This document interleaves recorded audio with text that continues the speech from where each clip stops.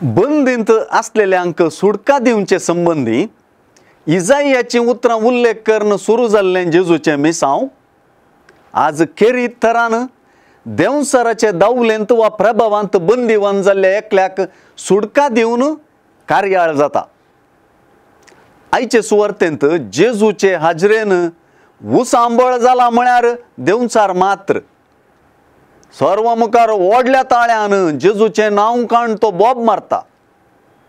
जेजून ताका भायर सर म्हण फरमायतना देवसरान सोमेस्त मुखार आपल्या प्रभावाखाल आसलेल्या मनशाक ताणें धरणीर आड घालो। इतलो आवाज आतरवणां ताणें केल्यारी ताचें चल्लें ना।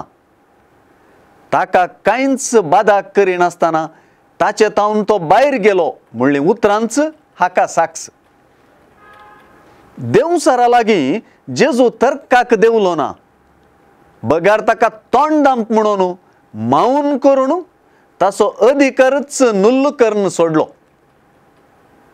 देवसराच्या वंटार उदेल्ली जेजूचे वळखी संबंधी नजरेतच्या जेजू तूं देवाचो भाग्यवंत ही उतरां थंयच इरली, पूण त्या नांव नासलेल्या एक उतर सयत उलय नासलेल्या आनी आपणाकच गूण जावच्याक आनी सुडका जोडच्याक जेजूक समर्पिल्ल्या त्या मनशाच्या मौनपणांत ती गाजली।